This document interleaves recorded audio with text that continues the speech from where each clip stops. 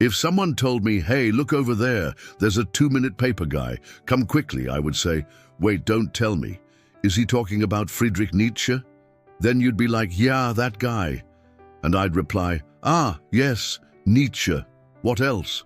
Because if you're here, you know Nietzsche talked about everything and nothing. In particular, his famous quote, God is dead, is so ambiguous that it has inspired entire libraries worth of philosophical debate. So what does Nietzsche actually mean? Some people assume he means that Nietzsche denied God's existence, but this is just wrong. You'd have to ask the Pope or the Ayatollah about that. Nietzsche wasn't interested in the question, does God exist? He was interested in something completely different. But before we dive in, let me introduce myself. I'm not a philosopher, just a random guy. But when I heard Nietzsche's message, I had a reaction that I think a lot of you will relate to. When I first encountered Nietzsche, it was as though my whole life flashed before my eyes, like some dramatic movie trailer. Was this guy really onto something? Was he trying to tell me something profound about life itself? Or was he just another crazy philosopher with too much time on his hands? Well, to be honest, Nietzsche might agree with that last assessment, but I believe he was onto something important, something we need to talk about more today. I'll be the first to admit that Nietzsche is not exactly light reading. His writing style is intentionally provocative, full of aphorisms and bold claims. He makes you work for his ideas. He doesn't spoon-feed you, but if you put in the effort, he rewards you with some of the most thought-provoking philosophy ever written. At times, Nietzsche seems to anticipate modern issues by decades, even centuries, and yet his work remains timeless because it explores universal human themes: love, death, good and evil, the search for meaning and happiness. These are things we all grapple with. So let's tackle this idea of God is dead. Let's pretend for a second that Nietzsche is right. What does it mean for God to be dead? I mean, I know he's not talking about a literal resurrection or anything like that. He's saying that God is no longer relevant in our lives. But why does Nietzsche make such a big deal out of this? Why not just move on and leave religion to the theologians?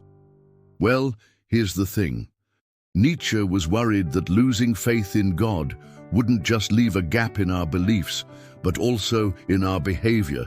He feared that humanity would descend into chaos and meaninglessness. No more God to guide us, no more scriptures to provide answers.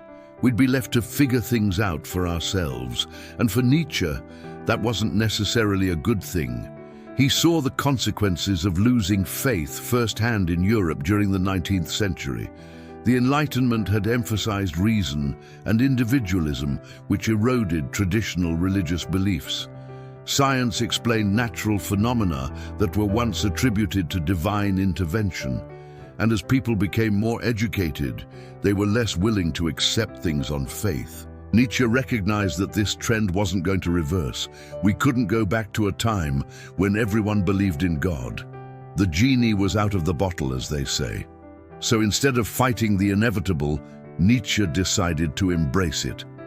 Now, I know what you're thinking. Ooh, bad news. So how is this supposed to be good?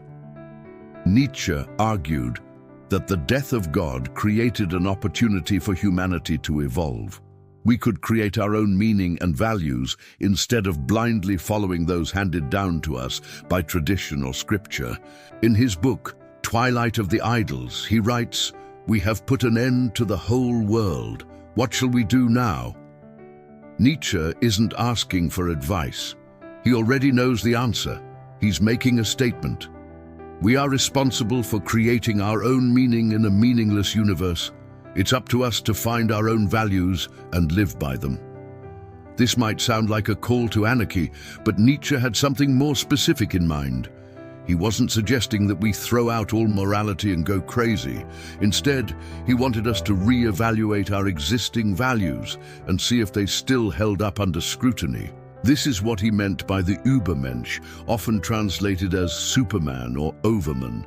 But I prefer Übermensch because it literally means above man. The Übermensch is the person who rises above the limitations of traditional morality and creates their own values based on a deeper understanding of life. This doesn't mean being selfish or harmful to others. It means taking responsibility for our own lives and striving to be the best versions of ourselves. Nietzsche wasn't just trying to tear everything down. He was also building something up. His philosophy wasn't nihilistic in practice.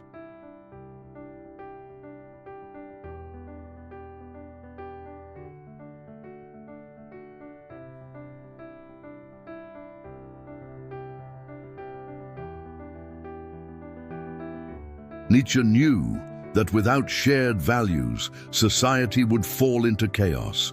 We need a common set of principles to function as a community.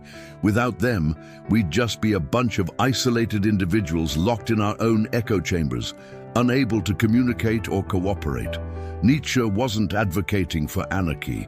He was advocating for personal responsibility. He wanted each of us to strive to be the best we can be, not just for ourselves, but for the benefit of humanity as a whole. Think of it this way. If everyone took Nietzsche's philosophy to heart and became the best version of themselves, the world would be a better place. We'd have more people taking responsibility for their actions, more people striving to make a positive impact on the world around them. Nietzsche's philosophy isn't just about tearing down the old ways of thinking, it's also about building up a better future for all of us. It's easy to dismiss Nietzsche as some kind of crazy philosopher who hated everything and everyone, but that couldn't be further from the truth. He cared deeply about humanity and wanted us to reach our fullest potential. Yes, he was critical of religion, but that's because he saw the harm it was doing to people. Nietzsche wasn't interested in starting a new religion. He was interested in ending the old ones. He wanted us to wake up from the dream of religious faith and face the reality of our existence. When Nietzsche said, "God is dead," he wasn't celebrating. He was mourning. He realized that we'd lost something precious, something that had given meaning and value to billions of people for centuries. But he also knew that we couldn't go back. The genie was out of the bottle, and there was no way to put it back in. So instead of mourning the loss of God, Nietzsche challenged us to create our own meaning and values. He wanted us to become the authors of our own lives, to take control of our destiny and shape our future. In a world where everything is uncertain, Nietzsche taught us to embrace uncertainty. He showed us that we can find beauty in the midst of suffering and strength in the face of adversity.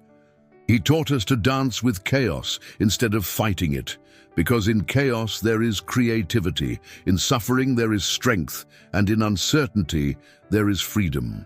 Now I'll admit that Nietzsche isn't for everyone. His writing style is dense and challenging, and his ideas can be controversial. But if you're willing to put in the effort, he will reward you with some of the most thought-provoking insights into the human condition. So don't shy away from Nietzsche just because you're afraid of his ideas. Embrace them.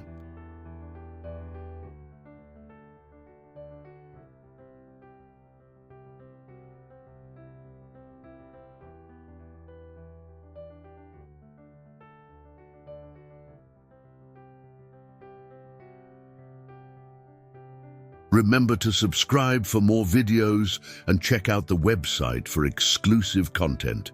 And if you're still hungry for more, we've got plenty more videos on our channel for you to explore. Thanks again for watching, and I'll see you next time.